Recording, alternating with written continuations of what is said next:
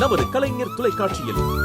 ரஞ்சிதமே புத்தம் புதிய மெகா தொடரின் ஆடி தங்கமழை ஜூலை 17 முதல் ஆகஸ்ட் 17 வரை தினம் ஒரு அதிர்ஷ்டசாலி நேயர்களுக்கு 1 பவுன் தங்கம்.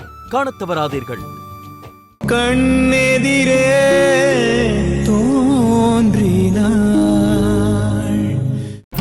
கெட் டுகெதர் பார்ட்டிக்கு இன்னும் ஏன் வரலன்னு ஃபோன் பண்ணி கேட்டுட்டே இருக்காங்க.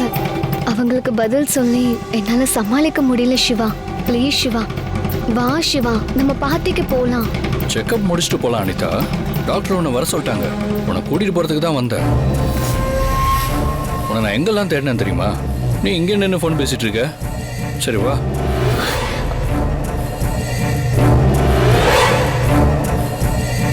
என்ன யோசிச்சுட்டு இருக்க? டைம் ஆயிட்டு இருக்கு. வா வா. வாங்க உட்காருங்க.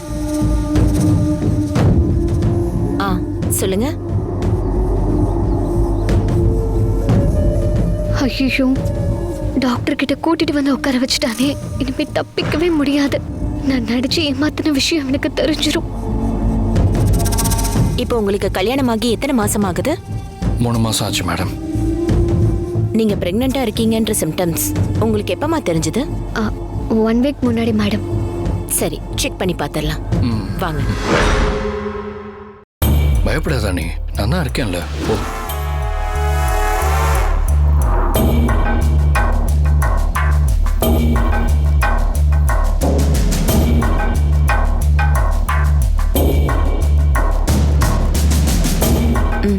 பெட்ல படுமா.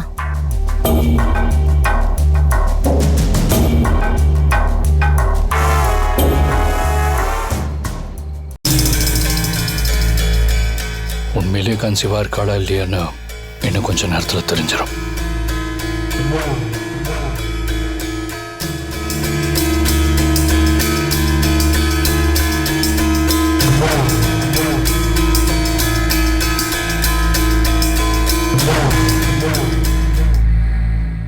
ரிலாக்ஸ்.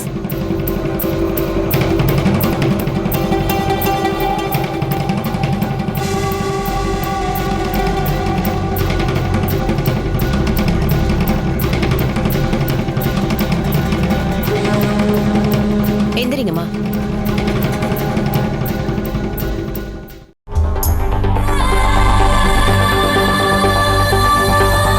எதுக்கு இவ்வளவு டென்ஷனா இருக்கீங்க?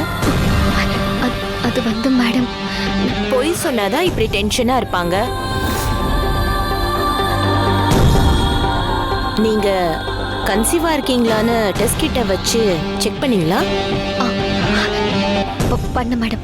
அதுல கன்ஃபார்ம் ஆயிருச்சா இல்லையான்னு பார்க்க மாட்டீங்களா?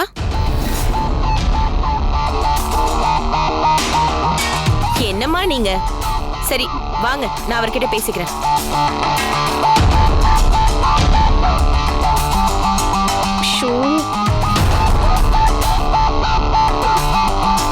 வாங்க.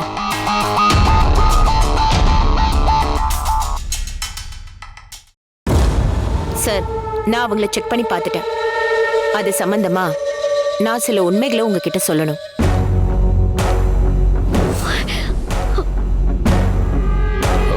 என்னன்னு சொல்லுங்க டாக்டர்.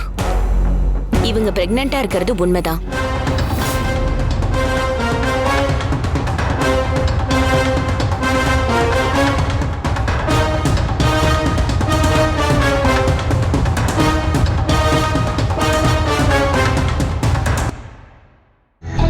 கர்ப்பப்பையில குழந்தை நல்லபடியா வளரணும்னா அதுக்கு தாய் நல்ல ஆரோக்கியமா இருக்கணும். ஆனா உங்க வைஃப் ரொம்ப வீக்கா இருக்காங்க. இவங்களோட ஆரோக்கியத்தை நல்ல விதமா பாத்துக்கோங்க. அப்படி இல்லைன்னா டெலிவரி சமயத்துல ரொம்ப ரிஸ்க் ஆயிடும். அதே மாதிரி எமோஷனல் ஸ்ட்ரெஸ் இல்லாமலும் பாத்துக்கோங்க. ஓகேவா? சரி மேடம், சொல்லிட்டீங்கல்ல. நான் இனிமே அவளை ரொம்ப கேரா பாத்துக்கிறேன். நல்லது, போயிட்டு வாங்க.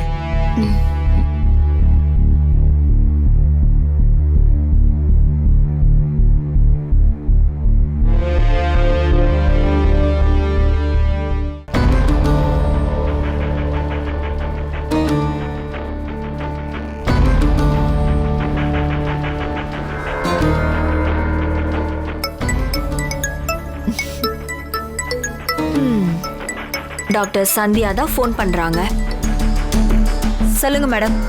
நீங்க சொன்ன மாதிரியே அந்த பொண்ணு கன்சீவா இருக்கான்னு நான் சொல்லி நம்ப வச்சிட்டேன்.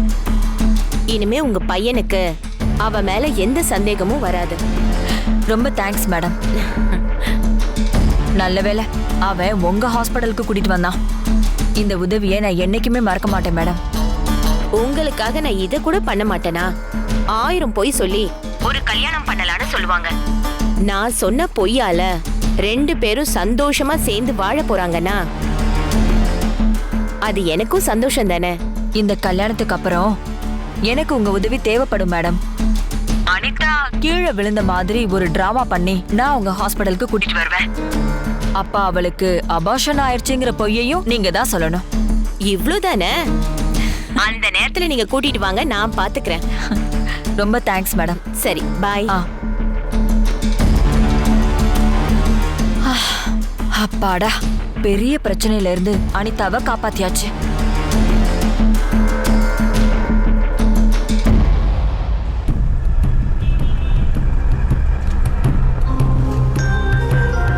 நிச்சயம் இந்துமதி அத்தை தான் டாக்டருக்கு ஃபோன் பண்ணி இப்படியெல்லாம் சொல்ல வச்சிருப்பாங்க. உண்மை தெரிஞ்சு சிவா என்னை தூக்கி போட்டிருப்பான்னு நினைச்சேன். சரியான நேரத்துல டாக்டர் கிட்ட இருந்து என் அத்தை காப்பாத்திட்டாங்க.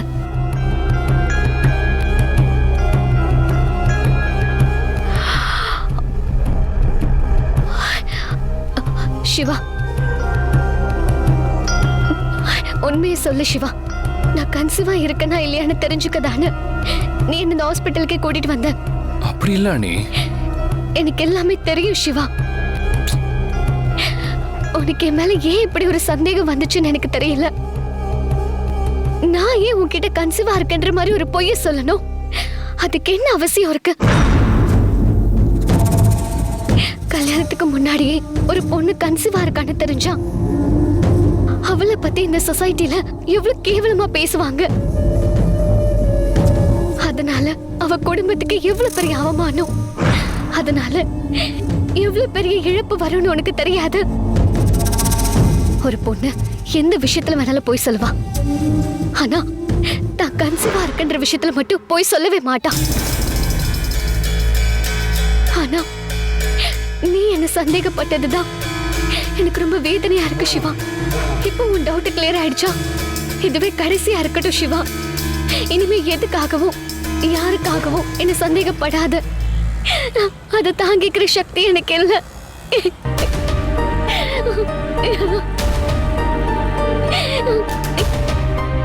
இல்ல அனிதா, நீ நினைக்கிற மாதிரி எனக்கு உண்மையில எந்த சந்தேகமும் கிடையாது. குழந்தை எப்படி இருக்குன்னு செக்அப் பண்ணி அதை தெரிஞ்சுக்கலாம் தான் உன்னை இங்க கூட்டிட்டு வந்தேன். நீ சந்தேகப்படலன்னா சந்தோஷம்தான். சின்ன வயசுல இருந்தே என்னோட உலகமே நீதான் சிவா. உன்னை தவிர எனக்கு வர தாட்ஸே வந்ததில்ல. எதை நம்ம ஆழமா நேசிக்கிறோமோ அது நமக்கு கிடைக்கும்னு சொல்லுவாங்கல்ல, அப்படிதான் நம்ம குழந்தை மூலமா எனக்கு கிடைச்சிருக்கு. இனிமே நம்ம 2 பேருக்கும் சந்தோஷங்கிறது நம்ம குழந்தை தான் சிவா.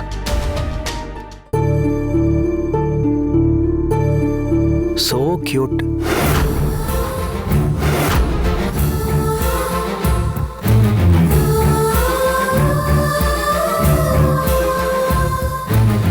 பாத்தியா சக்தி, நம்ம சிவா சாரும் அனிதா மேடமும் ஒருத்தருக்கு ஒருத்தர் எந்த அளவுக்கு விரும்புறாங்கன்னு.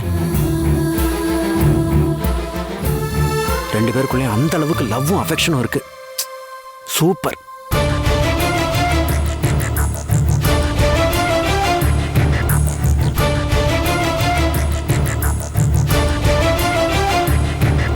லவ்வும் அஃபெக்ஷனும் இருக்குதானே செய்யும்.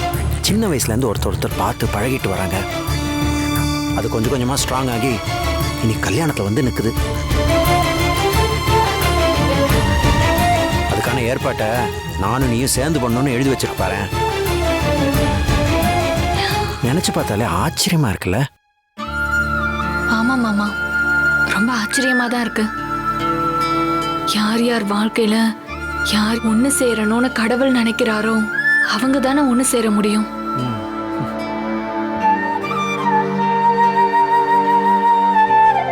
ரெண்டு பேருக்கும் ஜோடி பொருத்தம் கூட சூப்பரா இருக்குல்ல?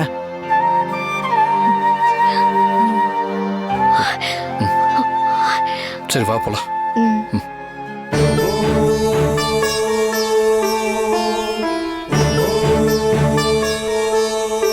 சக்தி, அவங்க 2 பேரும் கை கோத்துக்கிட்டு நடந்து போறதே எவ்வளவு அழகா இருக்குல்ல. வேற லெவல்.